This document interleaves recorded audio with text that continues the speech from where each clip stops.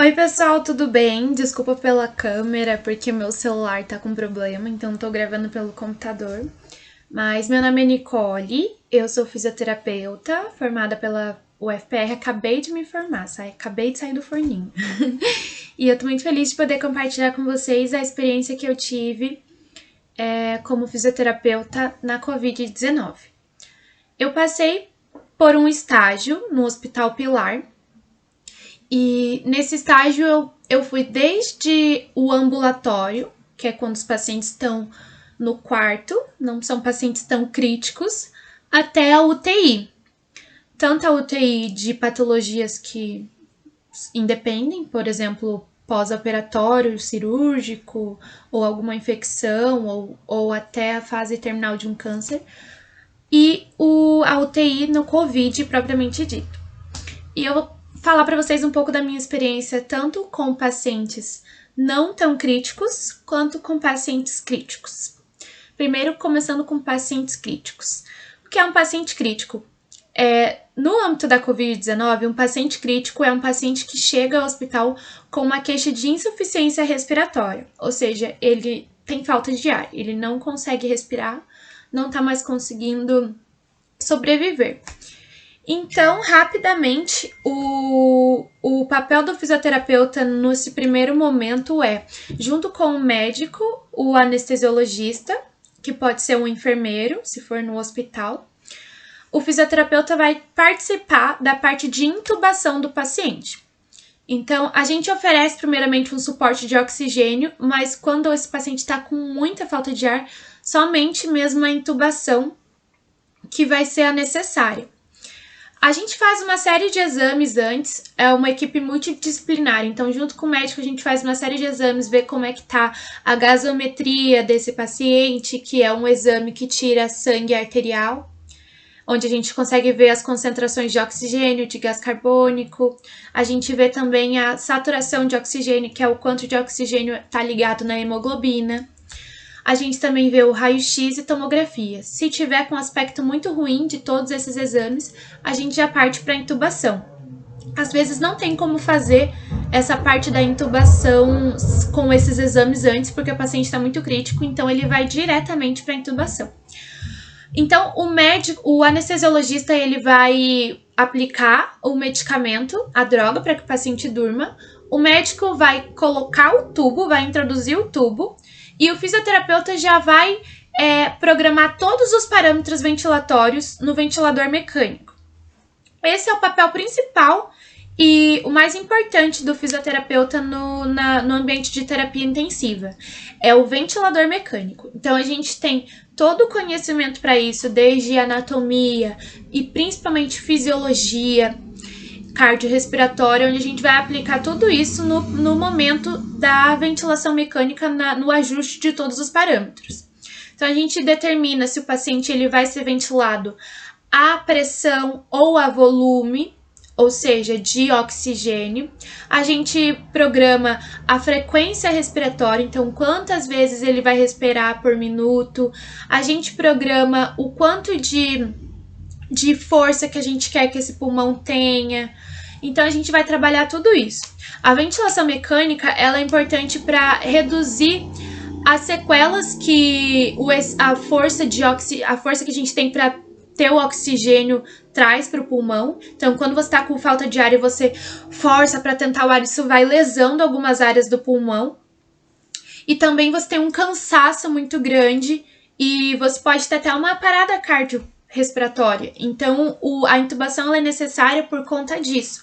Ela vai diminuir esse esforço do paciente e vai deixar essa respiração muito mais confortável para ele.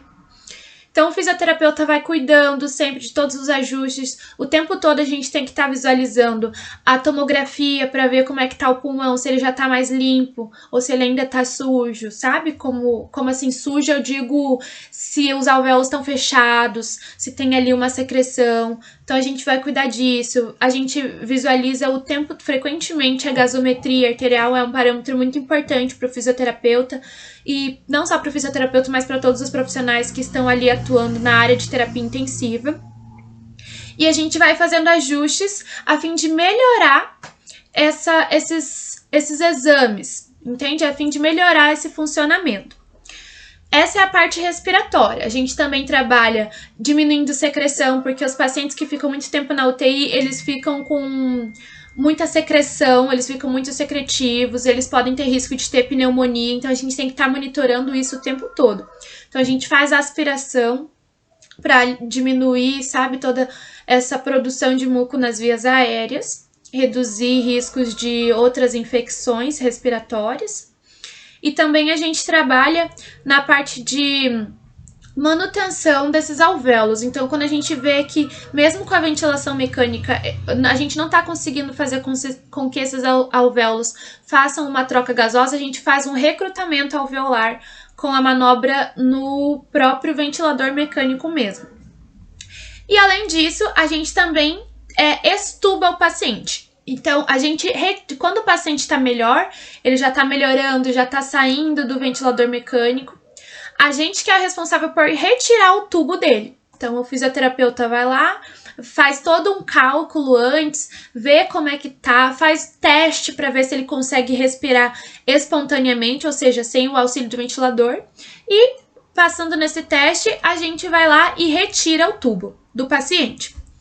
Então, depois disso, a gente também é responsável pelo cuidado de oxigenoterapia, ou seja, a gente vai dar um suporte para ele respiratório, só que não tão intensivo, né? Agora, um suporte que é não invasivo, que pode ser vários. Pode ser uma máscara, um reservatório que manda um fluxo contínuo nas vias aéreas para a gente manter esses alvéolos limpos, ou pode ser aquele suporte mais mínimo, que é mínimo, sabe? Aquela cânula nasal ou uma tenda de oxigênio. A gente vai trabalhando toda essa parte. Aí o nosso outro papel que é super importante também é na manutenção ósseo-muscular do paciente, do sistema musculoesquelético. Então, quando o paciente está entubado, a gente tem que estar o tempo todo mobilizando ele, porque ele vai, por consequências da imobilização leito, esse paciente vai ter as articulações mais rígidas e ele vai perder muita massa muscular. Tem alguns estudos que mostram que o paciente perde até 14% de massa muscular por semana de imobilização.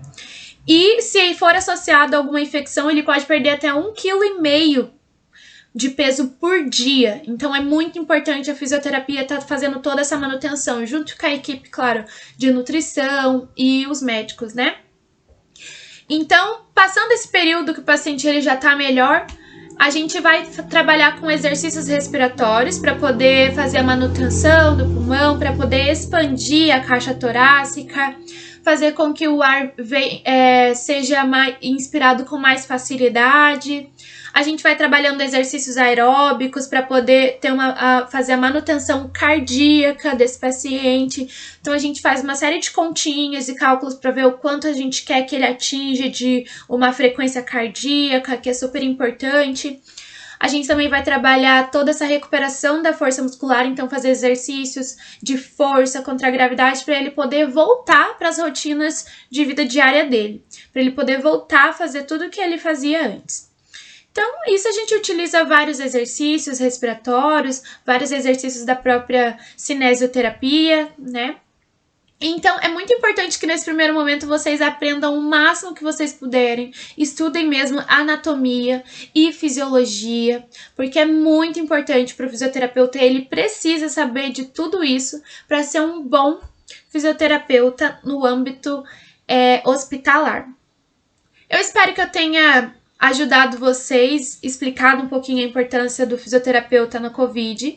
A gente ainda está acertando e errando às vezes, é um vírus novo para todo mundo, então muitas das técnicas que a gente está fazendo hoje pode mudar amanhã, mas é isso, a gente vai tentando fazer com um pouco de conhecimento que a gente tem. Muito obrigada e me sigam no Instagram, @fisionicole, Nicole com 2 L's e Y, que eu tô sempre postando dicas lá de fisioterapia, tanto para quem é da área, quanto para quem também não é. É isso, obrigada e tchau, sucesso para vocês!